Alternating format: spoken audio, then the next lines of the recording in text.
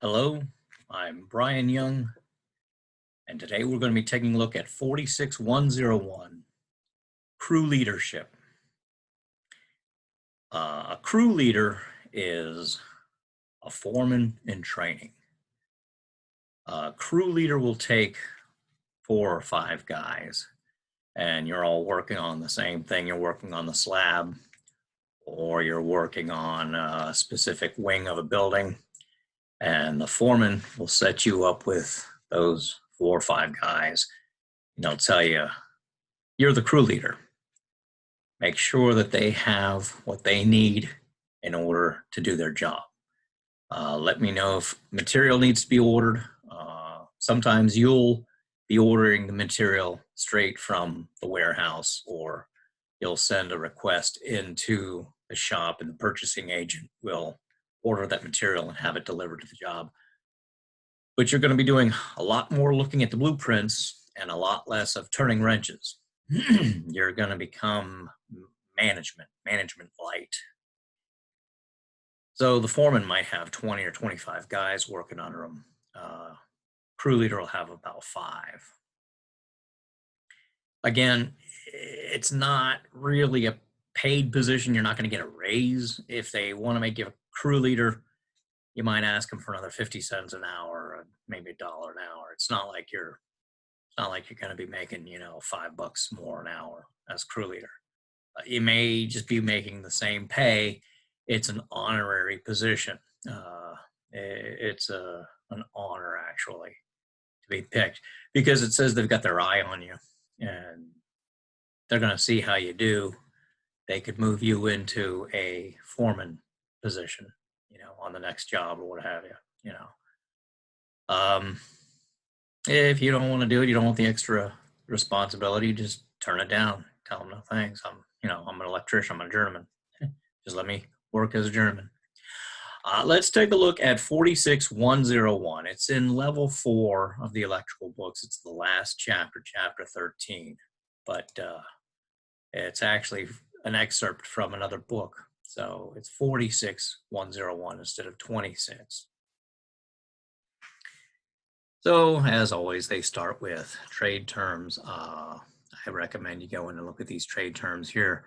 Definition of a crew leader: the immediate supervisor of a crew or team of craft professionals and other assigned personnel. Like I say, it's foreman light, basically. It says today's managers, supervisors, and low-level managers face challenges different from those of previous generations. To be a crew leader, it's essential to be well-prepared. Crew leaders must understand how to use various types of new technology. In addition, they must have the knowledge and skills needed to manage, train, and communicate with a culturally diverse workforce whose attitude toward work and job expectations may differ from those of earlier generations and cultures. So the key there is communication skills. You need to be able to talk with people of different generations, of different cultures, of what have you. Here on page 3, craft training. Craft training is often a qualified co-worker or supervisor conducts craft training generally through on-the-job instruction. So craft training is often on-the-job instruction. It's not books or movies. They show you how to use a tool. They show you the safety tips on that tool, what have you. But it's on the job. Once a career goals are established, you readily identify the training required to meet the goals. You need to tailor the training to the employee. So when you're training a bunch of welders, you teach them about the hazards of welding, about ultraviolet light, protecting their eyes, protecting their face, making sure that there's nothing flammable around in the area. When you're teaching plumbers, you teach them about PVC and about burial depths and about flow, making sure that the pipes are always going downhill to make sure that they're draining properly. You tailor your training to the craft personnel. You don't have to teach everyone everything. A lot of times they do that on a job where they give you OSHA training. It says that they have to give you OSHA training. It doesn't say they have to give you an OSHA 10-hour certification. It just says you have to have OSHA training. So they'll bring you on the job, and the first day will be orientation, and for 4 hours or so, they'll have you watch videos on safety pertaining to your job. It's not gonna, like I say, get you a 10-hour OSHA card. It's just training that's specific for your job. Learning strategies, it says here, different people learn different ways. They have different modalities. Reading about a process, hearing a description of a process, observing a process, observing and hearing a description of a process, observing, hearing, and responding to instructions, observing, hearing, and doing the process.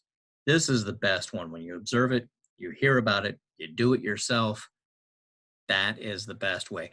What you should do is when you're learning from someone and you're hearing a description of a process, you should imagine yourself actually doing this thing.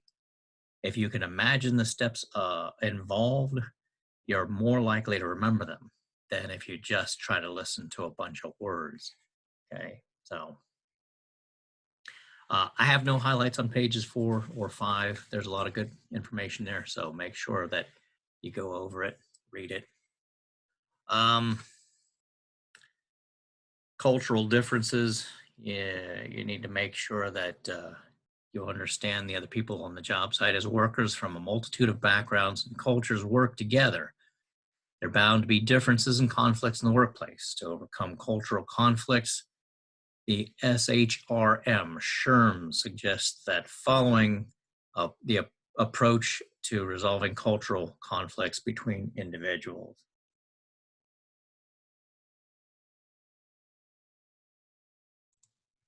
The Society of Human Resources Management suggests the following approach: define the problem from both points of view. Uncover cultural interpretations and create cultural synergy. Devise a solution that works for both parties involved. Once a week, you ask someone to bring in a dish from their country, their native land. You have someone who's Polish on the job, you ask them to bring something in, kielbasa or whatever, something Polish. You have somebody Spanish, ask them to bring in either roba vieja or picadillo, something delicious. You have someone who's from the Eastern cultures, ask them to bring in something from their culture, what have you. That's a good icebreaker. It's a good way for people to start crossing those cultural barriers, those lines of divide, and you can get people to communicate. It's a way to open up dialogue. Here on page 7, they're talking about sexual harassment. It says the crew leader therefore should serve as a good example for the rest of the crew. Equal Employment Opportunity Council, the EEOC, employers should clearly communicate to employees that they and their company won't tolerate sexual harassment. It's a no tolerance policy. I don't know how to tell you this. Sexual harassment is a hot button subject. And if somebody on the job goes to the foreman and says that they feel that they are being sexually harassed, it can be language on the job, not even directed toward that person. You can have a communication, or you can be talking to somebody else and use foul language or describe the opposite sex in a way that it is a hostile environment. You can post pictures inside the gang box or inside the brake trailer that if you get someone else on the job who's offended by that, and I don't mean the other gender. I just mean anyone. There might be someone who's religious who is offended by pictures of nudity. You need to take them down. In fact, by law, you have to take them down. Sexual harassment also is unwanted contact. So some of the guys like to play a prank on the job where if you're up on a ladder, they'll pinch your rear end. They try to get you to become flustered or jump or startle, and they think it's funny. If you say to someone, "Don't touch me, I don't like that," and they do it again, you can go to the foreman and tell them, even if it's a guy on a guy, you say, "This is sexual harassment. And if it happens again, I'm going to go to the EEOC, Equal Employment Opportunity Commission." The job site will shut it down in a heartbeat. No company can bear the weight of a sexual harassment lawsuit. They don't want the publicity. They don't want the negativity with their customers. They will absolutely shut it down, as they should. So just know that sexual harassment, there's a no tolerance policy. And of course, you always get the questions, well, if there's a female employee on the job, can I ask her out? Yes, you can. You can ask her out once. You say, would you like to go see a movie? No, thank you. That's the end of it. You don't pursue it anymore.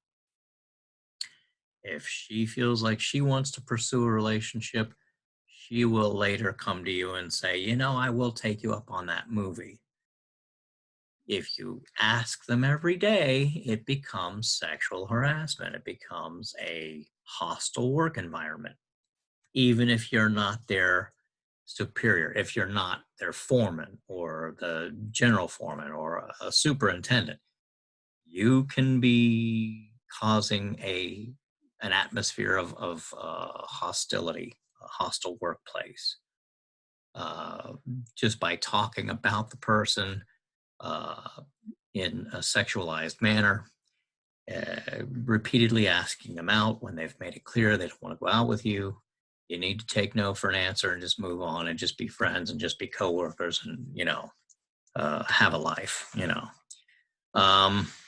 Over here on page 8, very top of the left-hand column on page 8, it says, to prevent discrimination cases, employers must have valid job-related criteria for hiring. That's the best way to avoid any kind of disagreements or discrepancies.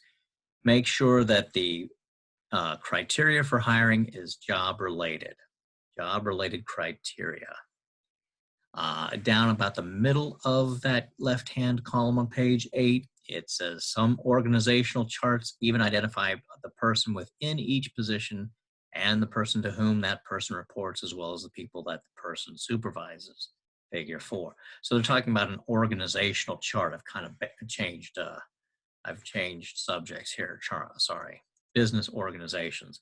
So an organizational chart shows you who reports to whom on a job site, and here it is: the company, the owner, the president. He's the big cheese, the head banana. He's the guy in charge. And then you have vice presidents of finance, human resources, construction, purchasing, project managers. A lot of times the crew leaders will report directly to a superintendent. They won't even have to go through a foreman. They will report directly to the superintendent. Like I say, this is foreman light. This is your foreman in training. Accountability on page 9, right-hand column, very first sentence. Accountability is holding an employee responsible for completing the assigned activities.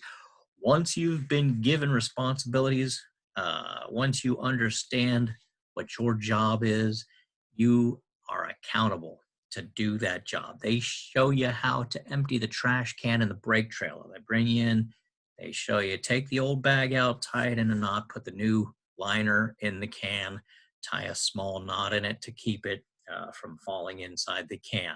Once you know how to do that, when you walk into the brake trailer and you see that the trash can is full, you need to go ahead and take that trash out. Take it upon yourself.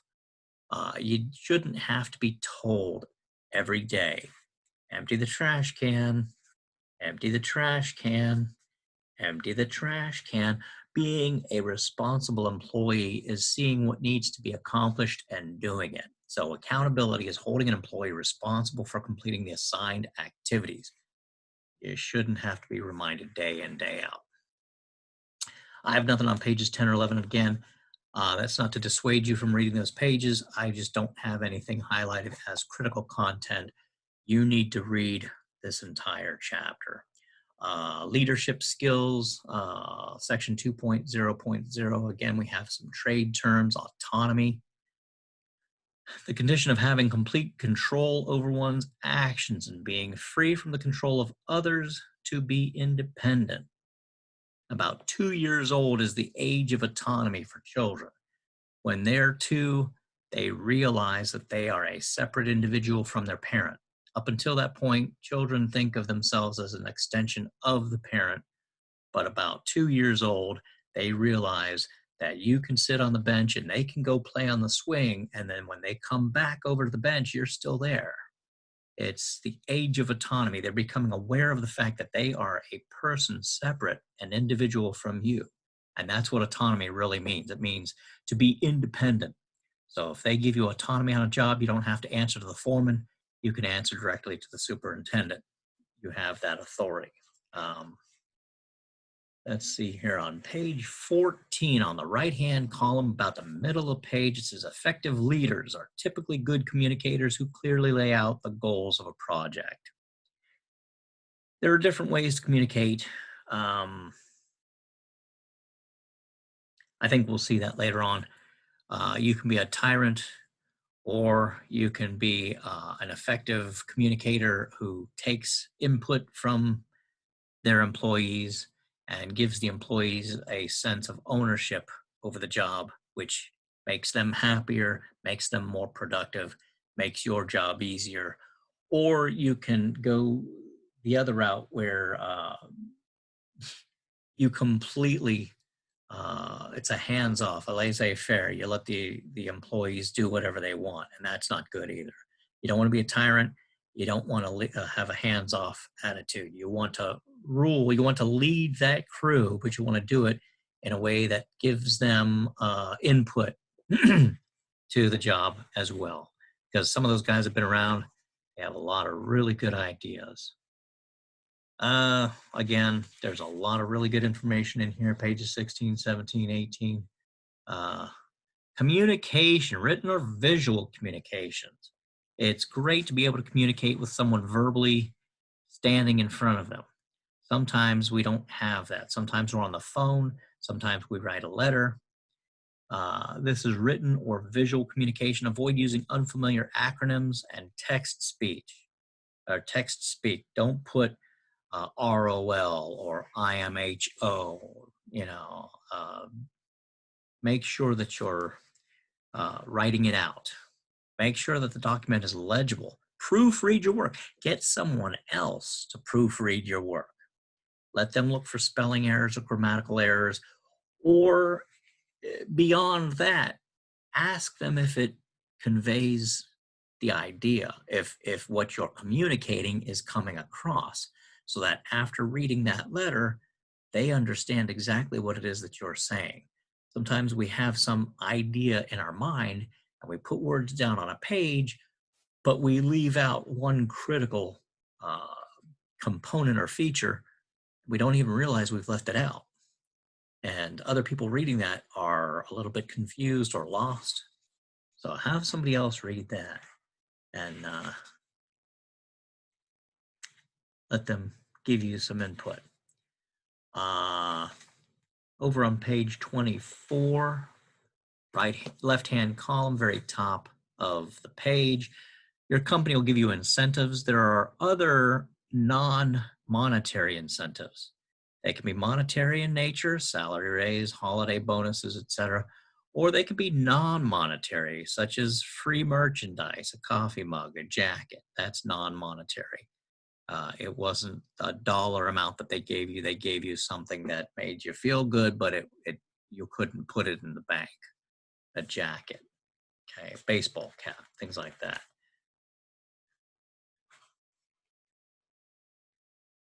Here on page 26, left-hand column, when delegating work, remember to, and the second bullet says, make sure crew members understand what to do and their level of responsibility. When you're assigning work, make sure that they understand what it is that they are trying to accomplish. Make sure that they understand their level of responsibility. Okay. I'm hitting all the highlights in here. Like I say, there's a lot of this thing is just chock full of advice for you, a lot of good information. I'm trying to hit all of the critical content. Here on page 28 on the right-hand column, sometimes we have conflict on the job, special leadership problems, the inability to work with others. You might have two workers that are finding it hard to work together. Crew leaders will sometimes encounter situations where an employee has a difficult time working with others on the crew. This could be a result of personality differences, gender or gender identity prejudices, an inability to communicate, or some other cause. Whatever the reason, the crew leader must address the issue and get the crew working as a team. So the crew leader should speak openly with the employee as well as the other individuals to uncover the source of the problem and discuss its resolution. First of all, those two workers have to admit that there's a problem. There's something between them. And then you can try to work out the differences with them. I had a guy I worked with and another German. We were both German. We were working together. We got along so well in all aspects of life except work. If I said we need to go left, he'd say we need to go right. If I said we need to go over, he'd say we need to go under. Finally, we both agreed, today you're the journeyman and I'm the apprentice, and tomorrow I'll be the journeyman and you'll be the apprentice, and whatever I say, we're going to do.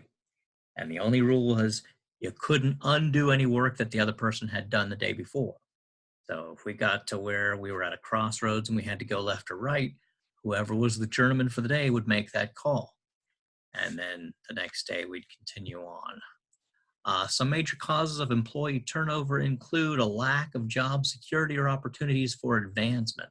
So you might have a great job, you might have great pay, you might have great benefits, but then there's no opportunity for advancement. They hire some kid right out of college, 25, to be a superintendent.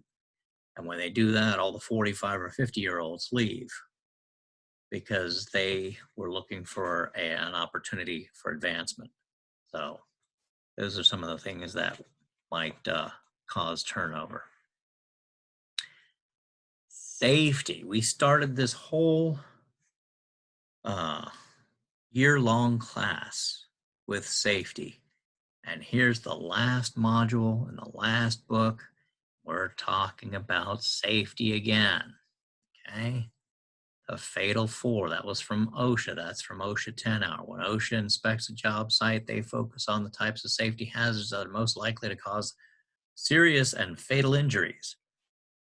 These hazards result in the following most common categories of injuries. Fatals, falls number one. Falls from elevation, that's number one killer on a job. Struck by hazards, caught in between hazards, electrical shock or electrocution hazards. Those are the fatal four. Struck by, caught in between, electrical shock. Number one, falls. So fall protection is very important on a job. And in fact, there's a picture of somebody who has fallen from a great height. And look, his hard hat has fallen off and he's next to a pile of bricks. Maybe he fell on the bricks and knocked him over. I don't know. It's staged. Don't lose any sleep. It's all staged. He's just lying there. Here on page 33, right-hand column, insured costs related to injuries or death include. These are the insured costs. Compensation for lost earnings, funeral charges, medical and hospital costs, monetary awards for permanent disabilities, pensions for dependents. These are all insured costs. There are uninsured costs as well. Uninsured costs, the relative direct and indirect costs of accidents, are comparable to the visible and hidden portions of an iceberg. The tip of the iceberg represents the direct costs, which are the visible costs. Not all of these are covered by insurance. The more numerous indirect costs aren't readily measurable. First aid expenses, transportation costs, costs of investigations, costs of processing reports, downtime on the job, cost to train replacement employees. And here's your iceberg of the direct and indirect. Insured or direct costs, medical bills, compensation benefits, indirect, uninsured, property damage, equipment damage, production delays, supervisory time, retraining new employees. Here on page 35, the left-hand column, down almost 2/3 of the page, says, in addition to the fines or possible criminal charges for willful violations resulting in death or serious injury. So they have the different categories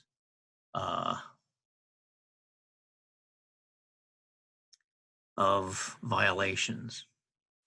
And willful, they have serious, other than serious, failure to abate, and willful or repeated violations, and they come with as much as a $125,000 fine or jail time or both.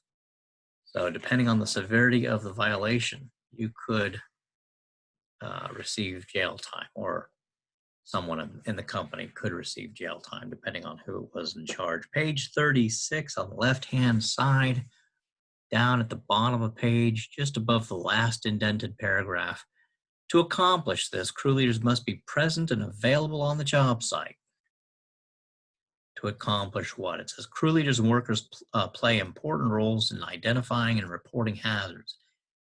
It's the crew leader's responsibility to determine what working conditions are unsafe and to inform employees of hazards at their locations.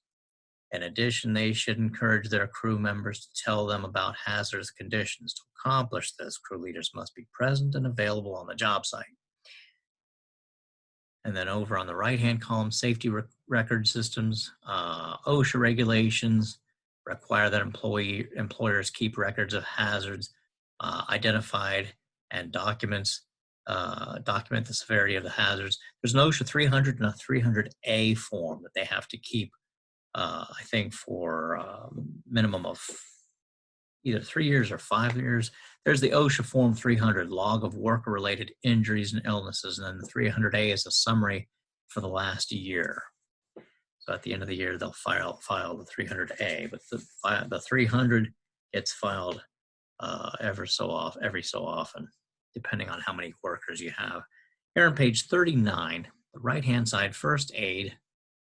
Primary purpose of first aid is to provide immediate and temporary medical care to employees involved in accidents, as well as employees experiencing non-work-related health emergencies, such as chest pain or breathing difficulties.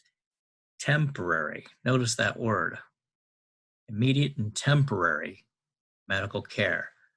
Somebody needs to call 911 and get the professionals there right away. CPR certifications must be renewed every 2 years. You need to have, everyone on the job site should have a CPR certification. You should know cardiopulmonary resuscitation, be able to give someone the 30 and 4, and call 911, get someone there. If it's a shock across the chest, if the heart stops beating and goes into ventricular fibrillation, you're gonna need an automatic external defibrillator. And if you call 911 and tell them that there's a man down and he's received an electrical shock and his heart is not beating, they will get out there in about 5 minutes with an AED. Uh, I think it's something you should have in every job box. Should have one. Here on page 40 on the left-hand side, second bullet from the very top of the left-hand column, trained individuals can save valuable time preparing an injured or for treatment for when professional medical care arrives. But professional medical care needs to arrive. Somebody gets hurt on the job site and you patch them up. Don't let them just, okay, well, I'm just going to go back to work now. Let's get some professionals out here, depending on the severity. If they hit their head, they need to go to the hospital. They say, oh, well, yeah, that was a hell of a bump on the noggin, but, I'm okay. I'm all right, And you tell them, go to the hospital. And they say, no, I'm just going to go on home and go to bed. No, no, no, no, no. They could have a concussion. They need to go in an ambulance to the hospital. Substance abuse, page 40, left-hand side. Substance abuse is the inappropriate overuse of drugs and chemicals, whether they are legal or illegal. They could be prescribed and you could be just taking too many of them because they make you feel good. Okay? Legal or illegal. Okay.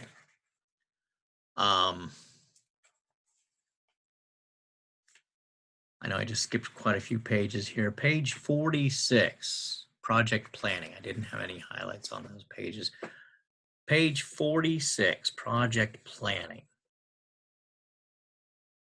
Over here on the left-hand column of page 47. Actually, this is a note for the right-hand column, a fixed price bid. They have different types of bids. This one's called a firm fixed price. This type of contract, the buyer generally provides detailed drawings and specifications which the contractor uses to calculate the cost of materials and labor.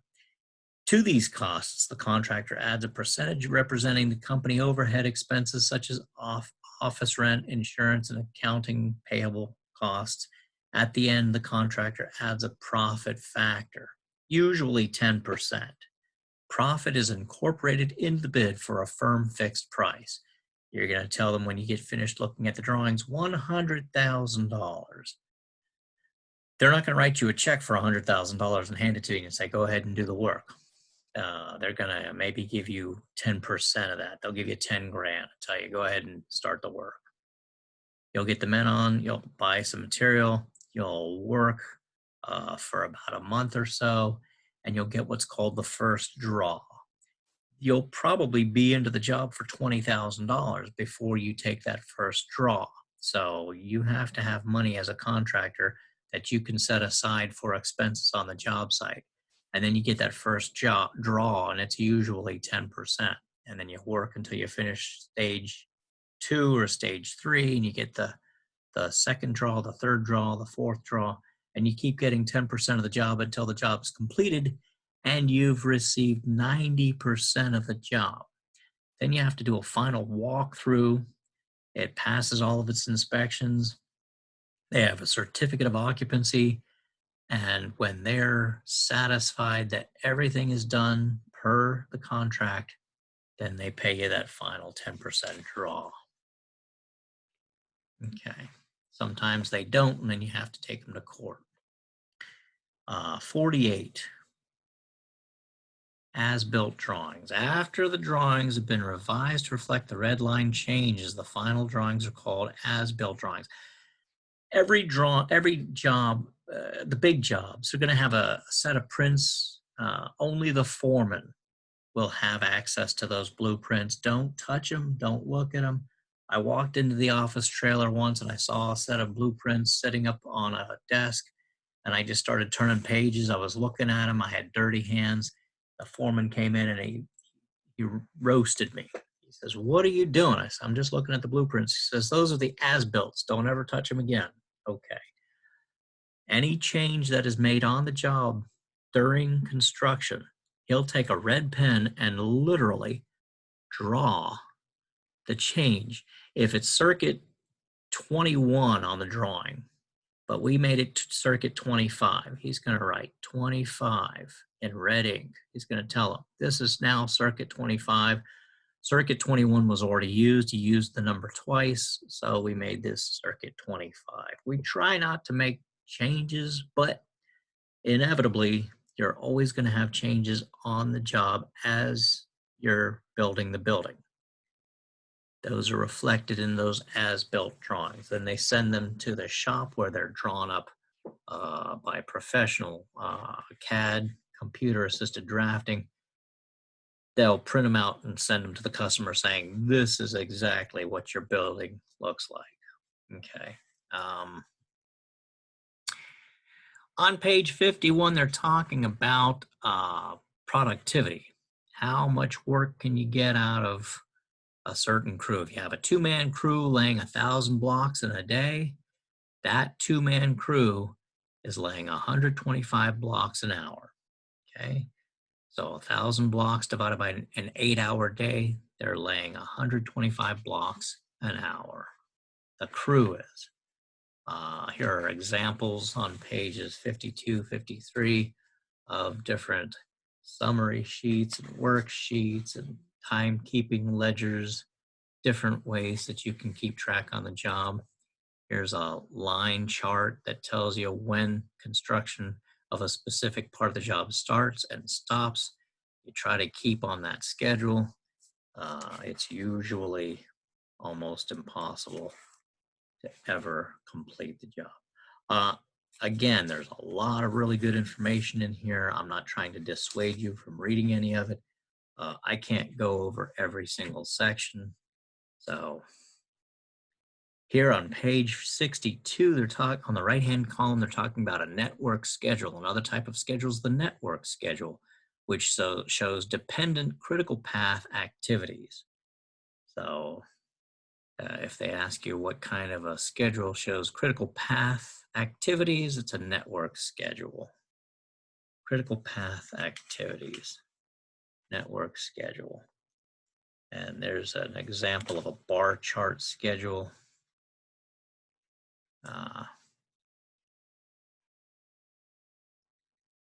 There's a short-term schedule.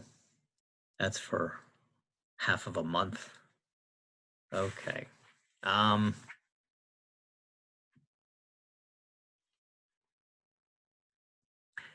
Field reporting system. Field reporting system, here on the very bottom of the left-hand side of page 67, it's talking about your diary as crew leader. It's important that the crew leader be accurate in reporting. This is another reason to maintain a daily job diary. Okay. A daily job diary can be used in legal disputes. In the event of a legal contractual conflict with a client, courts can use such diaries as evidence in legal proceedings. So you're keeping a diary of everything that's happening on the job site day by day. And you have a meeting on Monday and the general contractor says in the meeting, we need the wiring done on this floor in 2 weeks. And the walls haven't even been put up yet. You write that in your diary. Walls aren't up. We can't put in the pipe. We can't pull the wire. The next week, a whole week goes by. Friday, you say we didn't work on that wing. We worked on other things because the walls aren't up. The next week, the walls don't go up. There's a 2-week delay. At the end of the job, they try to say, well, you didn't meet your schedule because you didn't have the wire pulled by the 2-week deadline. And you say, well, we couldn't because there were no walls. We couldn't put in our pipes. We couldn't pull the wire. That's why. So in the event of a legal contractual conflict with a client, courts can use such diaries as evidence in legal proceedings. And then down in the center of the right-hand column on page 67, it says, it's then up to the crew leader to make sure the crew finishes the job on time and stays within budget. Crew members are aware of the project costs and how to control them. You have to make sure that the crew members are aware of the project costs and how to control them. and it's not divulging any insider information. You need to make sure that the crew understands the timeline and what needs to be finished when. Here on page 71, on the left-hand column in the note, regardless of whether a worker or the company owns a tool, OSHA holds the companies responsible for the consequences of using a tool on a job site. For this reason, they do not allow you to bring any homemade tools. I had an apprentice once who made me a center punch, and it was very clever how he did it. I thanked him for it. The foreman told me, put that in the trunk of your car, don't bring it on this job. It's a homemade tool, you can't use it. Okay. If you hit it with a hammer and it shatters and somebody gets a piece of a fragment in their eye, the company is responsible for the failure of that tool regardless of who owned it. So if an employee brings a tool in and that tool is faulty, if it has a bad ground and somebody gets shocked or electrocuted with it, it's the company's fault. They are responsible. So the company usually will tell you not to bring in any of your own tools, just your hand tools. Production and productivity on the right-hand column of page 71. Productivity is a rate. It's the amount of work done per hour or day by one worker or a crew, like the crew of men, the two-man crew that laid 1,000 blocks in a day. They were laying 125 blocks an hour. Productivity relates to the amount of materials put in place by the crew over a certain period of time. So over a certain period of time. Okay. Well, this concludes our video lecture for 46101 Crew Leadership. I hope that you found it informative. As always, if you have any questions, contact your instructor, ask those questions, do some research on your own, read the book. As always, work safe, work smart, and use your PPE. It's there to protect you. Thank you.